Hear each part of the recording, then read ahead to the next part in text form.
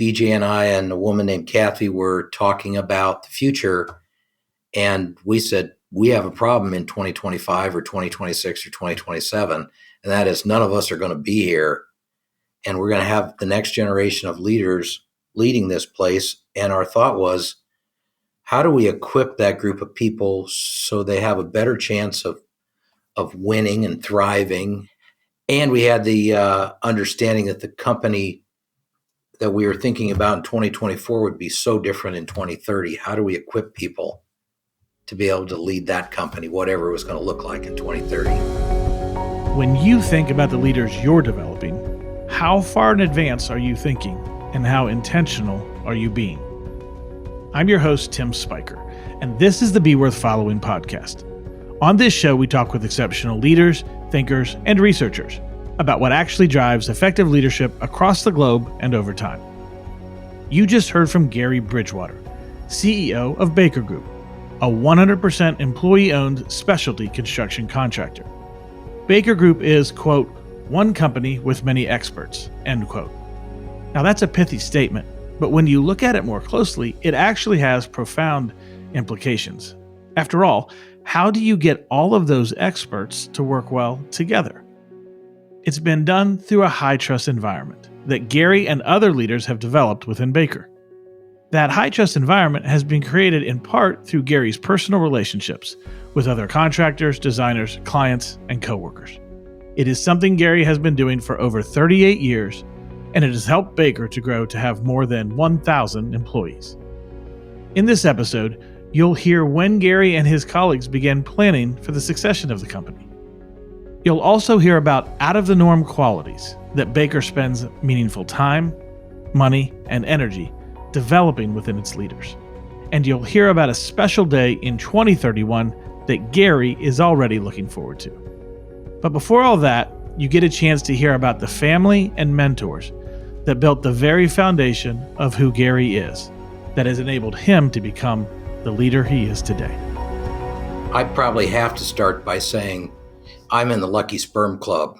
I was born in Middle America with two parents in the home with values and great role models. And I felt safe growing up, where so many people don't feel safe today. And you can tie it back for me to leadership, because I think I have this grounded inner sense of safety that probably goes all the way back to something my parents gave to me when I was a newborn and when I was a young child. That helps me be the kind of leader I want to be today. And I should say this out loud. I've told my dad for as long as I could vote, I was put on this earth to cancel out his vote. And with a sick sense of humor that God has, my daughter was put on this earth to cancel out my vote. So the other thing for me is our mentors, some mentors along the way. I had a shop teacher in high school that was kind of the velvet hammer, football coach, huge heart, great integrity, saw something in me that I couldn't see in myself. Another mentor was, when I was in college, was a 5th degree black belt in Taekwondo, Mr. Phillip, and got me into the martial arts. But again, seeing something in me and asking things of me that I probably wouldn't have asked for myself. One of my most important mentors in my life was a plumbing superintendent that worked for the company I work for today. In the first 20 years of my time here, his name was Rocky Shipman. And Rocky was a Marine Corps vet and was in Vietnam. And he taught me so many things around honor and duty and responsibility and discipline. I am a product of a long line of really amazing people. As you unpack from parents to multiple mentors, it's really amazing to pause. One of the gifts that I get to be a part of is because on the podcast, we ask everybody this opening question because we want to have the audience a chance to get to know where somebody's coming from. And in most cases, it creates a little bit of a pause. But as I sit on the other side of it, what I can sense, and other people listening to this, they can't see you, but I can see you. And to me, what comes flying through the computer here on the screen and in my ear is a sense of gratitude as you go through that list. Is that fair? It couldn't be any more true. I'm blessed. I'm lucky. I haven't even talked about my wife yet, and that's a whole different conversation. I don't know how I got so blessed in my life to have the people in my life that have shaped me. You have what is increasingly a unique story. And it's a story in many ways that will be very rare to be duplicated, which is to say that you graduated from college, you joined Baker, and 38 plus years later, you are still with that organization. That is a really unique story. And for, folks that may be a little bit on the younger side listening, they might say, I didn't know that actually existed anywhere. But that is your story. So walk us through that a little bit. You graduate from college, you join Baker. Now you're leading the organization, but there's 38 years of time in there. Give us a little bit of the Gary Bridgewater history at Baker. Well, I want to tie it back to my dad. When I was in college, I needed a co-op experience, what they call an internship, and my dad knew a guy by the name of Bernie Baker. So in the summer, in '85, I spent the summer with him. At the end of the summer, Bernie and his son BJ said, hey, when you graduate in December, if you'd like to come back here, we'd like to have you. So it was connections of people that actually got me that opportunity. I was an estimator. And if you really talk about my journey at Baker, I've probably held every operational office-based role in a contractor you could possibly have. I was a safety director at one point. I actually detailed and drafted. I estimated. I was a purchasing agent, a project manager, a senior project manager, a business unit leader, the president of the company, and now in the last couple of years, the CEO of this company. So I have pretty much screwed everything up you could possibly do at every level of the organization along the way. And I'm still here. What is it like now as you sit in the CEO's chair with that level of responsibility and you think back all of the different seats that you have been in the organization? How does it affect the way you live out this leadership role of CEO today? There are some practical things to it around when I see a project manager or somebody struggling, I have some sense of what he's struggling with and maybe some ability to support them with their struggles. But as a CEO, what's surprising to me is I am all about team health and people. Doubling down on people in a way that I've never really understood how important it is until I got to this seat. Covey's book, Speed of Trust, I think is not the best book in the world, but the concept couldn't be more true. I watch sideways energy in our organization when in low trust moments, and I see great forward propulsion in our organization in high trust moments. And I'm trying to figure out how do we have more of the latter and less of the former. If you have a conversation about leadership and we never talk about the word trust, we may not actually be having a conversation about leadership. At least that's how I think about it. So as you have worked your way through a variety of roles at Baker, including president and now CEO, I know that Baker has made tremendous investments over long periods of time in the growth and development of its leaders and its culture. And I would say, just sharing with people out there that are listening, I know that Baker does this at a volume level compared to their size that outpaces most organizations. They are supremely committed to making those investments. So I'm just curious for folks to hear a little bit about the story about how did that evolve? How did you get to that spot where you're putting such a high premium on the development of leaders within the organization? I give a lot of credit to BJ Baker, who was the second generation owner of Baker Group. It was 2014. BJ and I and a woman named Kathy were talking about the future. And we said, we have a problem in 2025 or 2026 or 2027. And that is none of us are going to be here and we're going to have the next generation of leaders leading this place. And our thought was, how do we equip that group of people so they have a better chance of winning and thriving and stress reduction than we had? We made it up as we went along. And we had the understanding that the company that we were thinking about in 2024 would be so different in 2030. How do we equip people to be able to lead that company, whatever it was going to look like in 2030?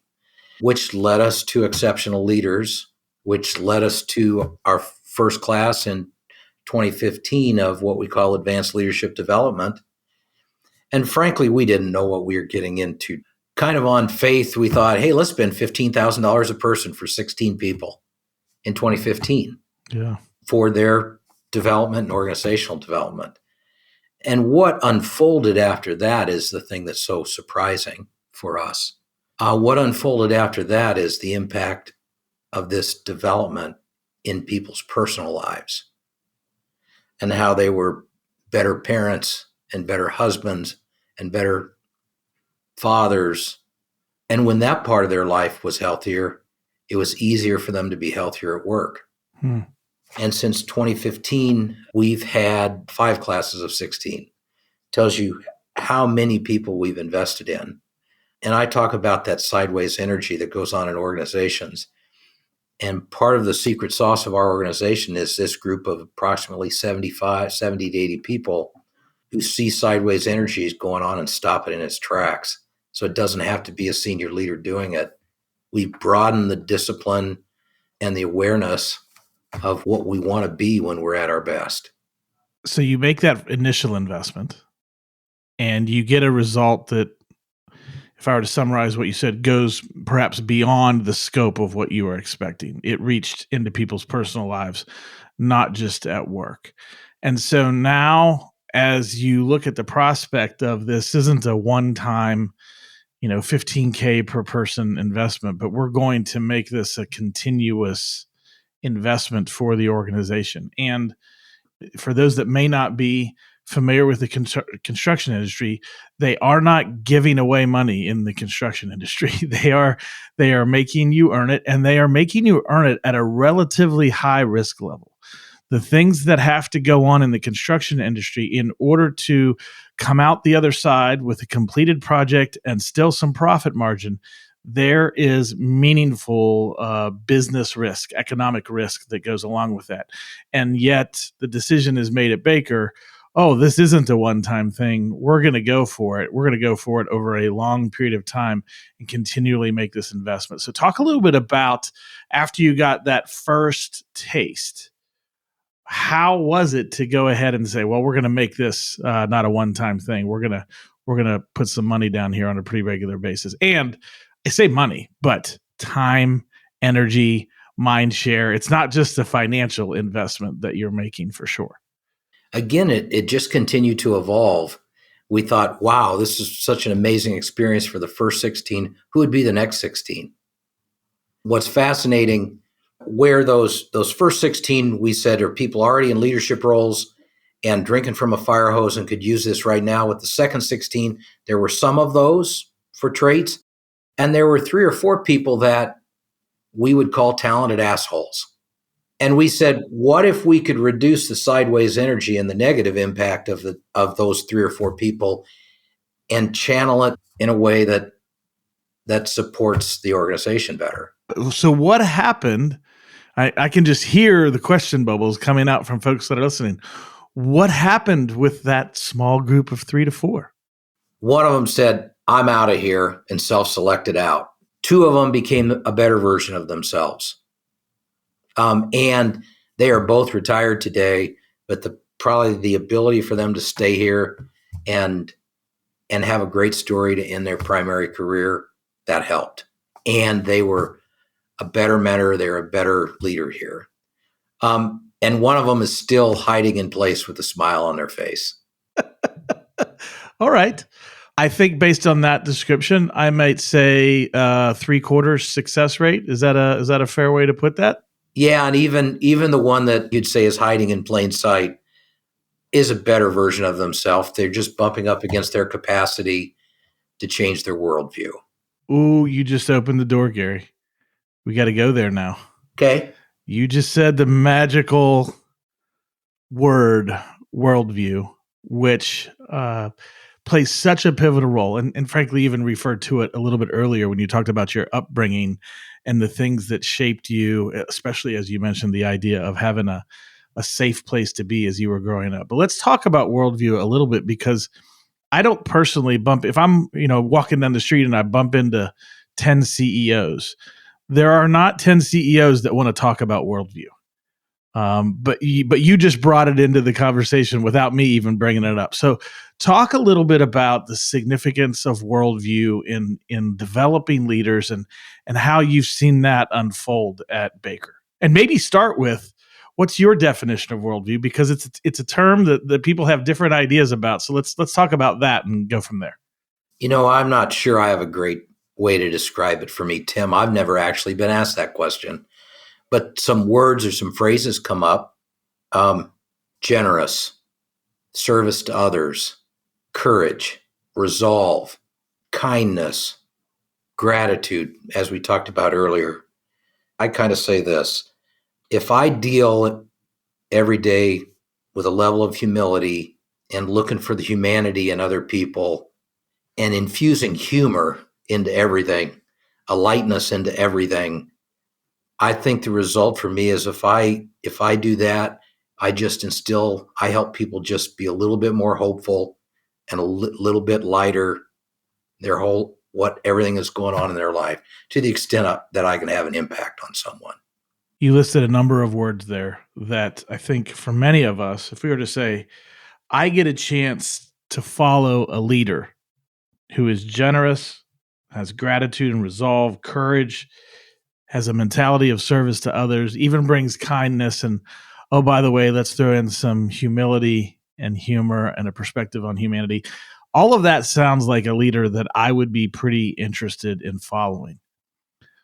But how is it that somebody's worldview could actually be shaped or influenced by where they show up to work? There's a lot of people that may not agree that those types of things can be influenced, that can be grown and developed in people. As somebody who's lived out that story at Baker, what's your perspective on that? All of it can be learned and developed, every bit of it. And maybe learning it, I might use a different word, it can be refined.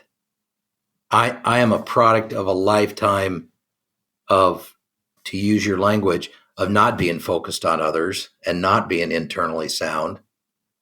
And especially in this last 10 years of my primary career, finally having the tools and the foundation to not just focus on me and focus on others, and not just be something that is, I'm not just speaking the words, I can actually act out those words every day.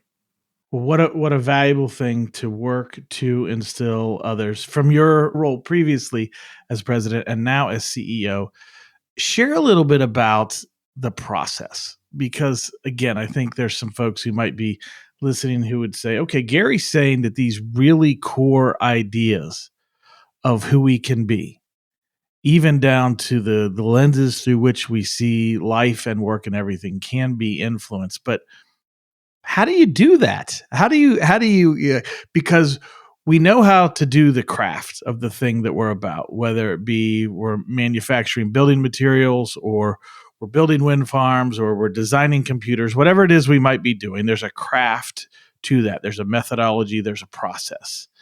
And yet, when we talk about ideas of generosity and gratitude and humility, you're saying that those types of things can be refined in people, but what does that even look like? How do you, as a leader, how does an organization go after that? I sent you something that I shared with our organization around what my worldview is, and what's centered to that is the word support. People have joked with me for years. I say, so what else can I be doing for you? I'd say that to customers. I'd say that to people internally. And it got to be just this running. That's kind of Gary's asking, what else can he be doing for you? It's amazing what you get from people when you ask that question. But as I've learned what I'm about is if I just figure out how to support the people that need support inside our organization, that allows them to support the people they need to support. And ultimately, we're supporting our customers. Well, and just to give a little bit, we'll let folks know we're gonna share with them. You had sent over a diagram, which I want everybody to get a chance to see. But what you'll see in that diagram is that the CEO sits at the bottom of the organization, not the top. And you'll see this word that Gary is talking about, support. How did you get to the mentality that this triangle of an organization is actually inverted when it's at its best? What was the process where you came to that kind of belief in leadership, Gary? First of all, I don't think it's all that remarkable. I was witnessing inside our walls some behavior that I didn't like, and I wondered how I was contributing to it. I just need everybody to pay attention for a second. I was witnessing some behavior in the organization that I didn't like, and here are our options. A, I nipped it in the bud. B, I pointed it out to everybody.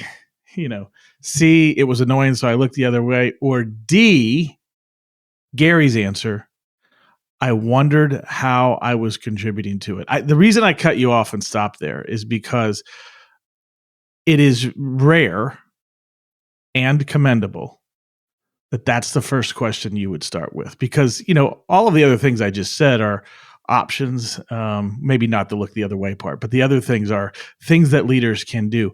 But you begin by asking yourself, how have you contributed to that? How did you get to, we're going to come back to the answer, Gary, but how did you get to that kind of a reaction? How did you get to that worldview that says, hey, I see a problem, it's likely I've contributed to it?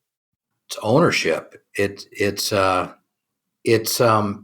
really hard for me to throw down on other people unless I make sure I'm not in control of my own blind spots. Because I have no problem. I'm an 8, Tim. Enneagram 8, for those that may be familiar. Enneagram 8, yes. Gary has never met a decision that he didn't like, wasn't ready to make. Is that fair? That's right.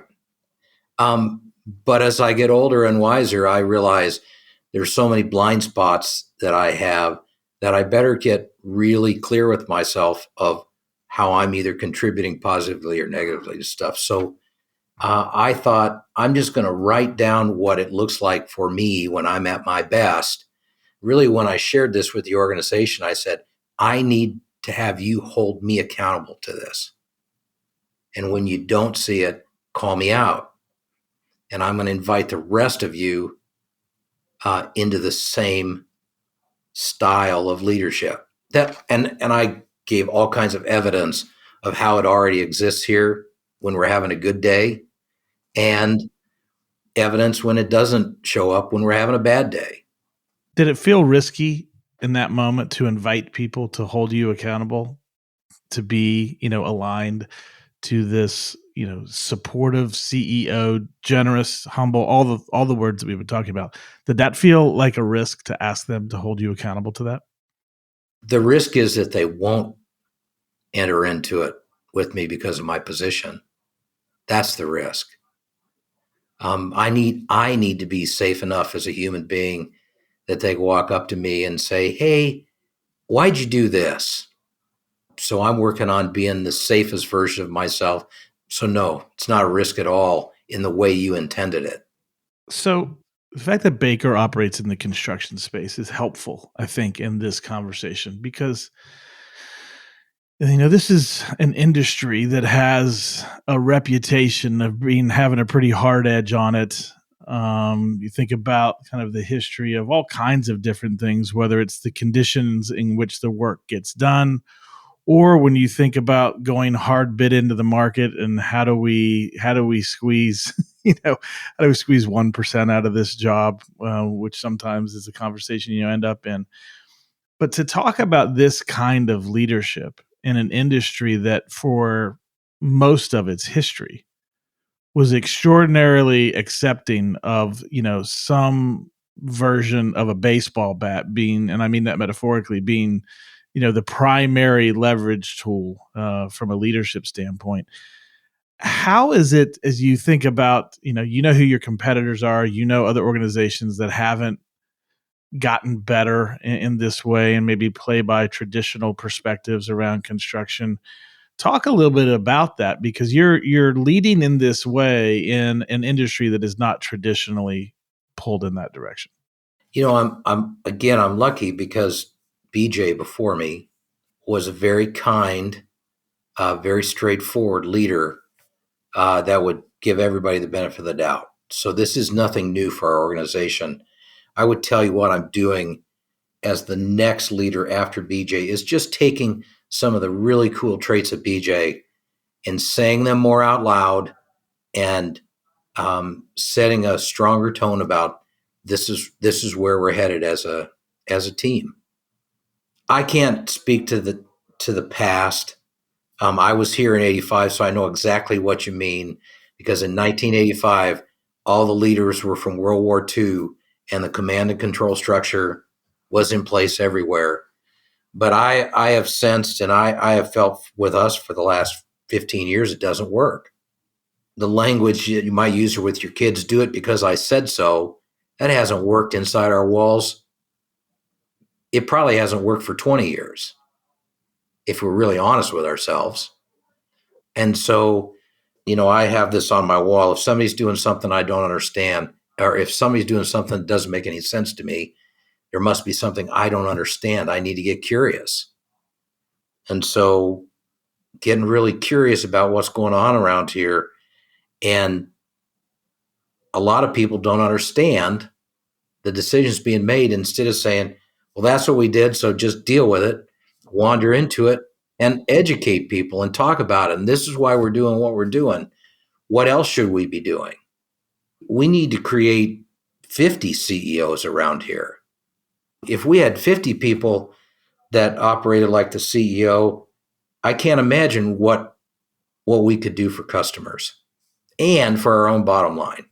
That ultimate level of responsibility perspective to say, hey, no matter what's going on, if I'm leading here, then there's some contribution that I have made or not made. If it's not the way that I want it to be, then where have I contributed, either by doing something or not doing something, saying something or not saying something, and what do I then need to go out and change? And it gets back to that upside down triangle. I think there's a connection between those two things, which is this idea of support connected to the concept of humility, which begins when things aren't the way we want them to be, with this question of how have I contributed to this? Or the secondary question you've brought in, which is, what do I not know? This doesn't make any sense. So there's got to be something that I don't know. Hopefully people can just feel the culture of Baker as we're talking here. It kind of reeks in the best possible way if these are the directions that we are encouraging and pushing our leaders and culture on a regular basis. So let's go back to 2014 for just a second, and we're going to fast forward. You're in the conversation with BJ. You're talking about, we have a problem. And by the way, hopefully we've all noted they're having this conversation 10 years in advance of the problem, which we probably all know of organizations who woke up one day and say, oh, we have a problem today. So thankfully, you're having this conversation well in advance. You begin to make some very concerted and deliberate investments in the development of leaders. And here we are on the doorstep of 2024 as we are recording this, November 14th, 2023. When you look back at the preparation that Baker has been making over the last decade, and you look at the organization and think back to that 2014 conversation, from what you see now, how do you feel about the progress that you've made and how the organization is set up for the next decade to come? I'm probably, my last day in this primary career is probably sometime in 2027 or 2028. I want to go away, do other things, and I want to step back in and look at this company some point around 2031.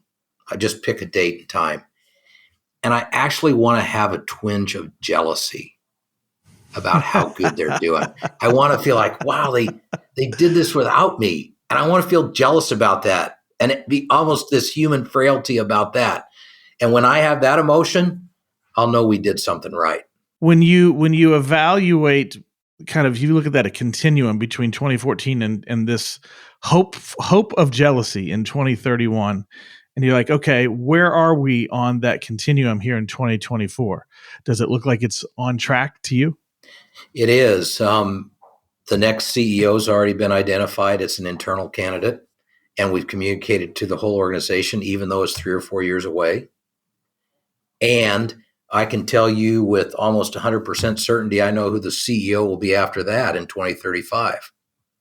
And these are all people that are internal people to Baker that are as invested in what this style of leadership looks like and shows up like every day.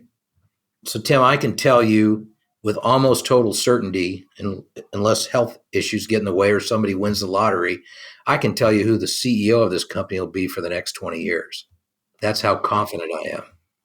That consistency, Gary, to be able to, you're talking about being able to see it coming because you've invested in it and you've watched these people grow. And I think, but I'll just confirm it. I get the privilege of being in and out of a lot of organizations. I don't know anybody that can make the statement that you just made. I don't know any organizations who have made such a concerted effort that they feel like they have these things identified out in advance that way and are ready. And I'm sure, well, let me not put words in your mouth. If something were to happen, like a health situation or the lottery that took one of those future CEOs out, how would you feel about the other players around to fill in that role and be that person, even if it's not the person that you expect? Really good. The next CEO, there were really 3 candidates for that. And the one after that that's 2033 or 2035. I can think of 3 really great candidates for that. Yeah, so many. I'm like, there's 27 things to say about that, and yet maybe the most important one is think about what that provides the organization. Back to your comment about 50 CEOs. That's tremendous. That's tremendous. Is there anything that you wanted to make sure that we spent some time talking about that we haven't talked about? Coach me, Tim. As I listen to you, here's some areas I'm still curious about. Challenge me in 1 or 2 areas, if there are any. A lot of the qualities that you listed here are deeply connected to the others focused side of things. And yet I have seen, and I bet you have as well, some leaders that get the concept of being others focused, but they are lacking some of the being inwardly sound piece that really helps enable that. Somebody who says, yeah, I see the value in having a service mentality as a leader, but I'm so deeply insecure and those questions are bouncing around all the time that I really have a hard time being others focused because I've got some really big important questions about myself that are yet unanswered. And so some combination of a lack of security and a lack of self-awareness means that my mind and heart desire to be others focused, but I'm going to be limited by these things that sit below that. So I guess the challenge / question would be, to what extent is the organization also talking about on a regular basis, investing in, requiring even at a certain level, this maturation around being inwardly sound? As you know, Exceptional Leaders, actually outside our ALD group, does a program called Leader's Journey. That's a 3-year program. And so far, we have 5 people that are going through that program. I graduated from it last January, and we have 4 other people, and we're about to add another person to it. So as we look at that tier of leaders that I'm talking about, and we're that are on that short list of people that could be the senior leader in this organization, every one of them's working on getting better and getting healthier at being inwardly sound and others focused. And for me personally, my journey is really around, I don't know if you call it emotionally mature, but I'm one of those guys that spent most of my life shutting off all feelings. But you're conscious of that. I'm guessing How far back? We go back 10 years. Are you as conscious of that, even that question of, well, what am I really feeling? Were you as conscious of that today as you were a decade ago? More so today, I'm guessing. So much so, I wouldn't have even known to ask the question a decade ago. What am I feeling? A decade ago would be, leave your feelings at the door. I'll tell you why I touched on this. What I realized, one of my blind spots, is how in the world can I touch into the emotions of other people if I'm not willing to touch into my own emotions? And I realized for me to develop as a leader, that's a big part of the work that I need to do. And I'm continuing to do. So I want to follow up our conversation with Gary Bridgewater by pointing out a couple of things that Gary shared with us. The first is, did you notice his conviction when he talked about the development of some things that live at the very core of who we are? He was talking about generosity, gratitude, resolve, courage, service to others, kindness, humility. And I asked him, are these things developable? Are these things that you can grow and develop in others? And he was unequivocal in his comment afterwards. He said, absolutely yes. And that they've had that experience at Baker. But lest you believe that is simply a Baker Group story, there is research out there to support what Gary and Baker have experienced. And the primary source comes from Cheryl, Armand, and Theo Dawson. They were building on the work of a Harvard researcher, Lawrence Kohlberg, about the stage development of moral reasoning. And they began a 13-year study. And over that time, they measured the development of the inner core of who people are. And some of their subjects in the study were 55 years and older when the study began. So we're talking about people that are not in their teens or their 20s. And they found some very interesting results. They found that, in fact, anybody could grow and develop at the core of who they are in moral reasoning and development, regardless of their age. So there was no hindrance. Now, it can be a little bit tougher later in life, but it's certainly not impossible. And then they found another thing that I think is really worth noting. If you take the very highest stage of this moral reasoning and development called post-conventional reasoning, Cheryl Armand and Theo Dawson found that no one reached that highest stage before the age of 35. So this idea, this concern, and I've heard it many times, and I understand, it makes sense to say, hey, can we actually grow and develop at the core of who we are beyond the age of 30? Is that possible? The answer is yes. The investment does turn a result. Now, you might find somebody who's not willing to grow and develop in the core of who they are, but from a psychological standpoint, from a personhood standpoint, it is possible for us to develop the core of who we are throughout our entire lives. And so what Gary experienced observationally is in fact true from a human psychology standpoint and a research standpoint. Another point that I want to emphasize here as we wrap up this episode is the utter intentionality of Gary and others at Baker to develop the next generation of leaders in the organization. To think that they began that conversation in 2014, and here we are just about to head into 2024.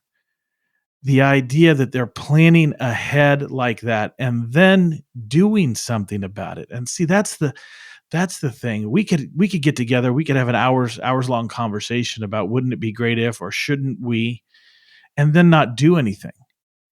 And yet Gary and other leaders at Baker have dedicated themselves to utter intentionality around the development of the next generation of leaders that is coming after them and that is coming after that group, as you heard him describe that. So all of that leads me to the question I want to leave you with today, and that is this. Are you utterly intentional about developing the leaders who are coming behind you? This is Tim Spiker reminding you to be worth following and to follow us wherever you receive your podcasts. If you've heard something valuable today, please share our podcast with your friends and colleagues. And if you're up for it, leave us a 5-star review. Thanks for listening.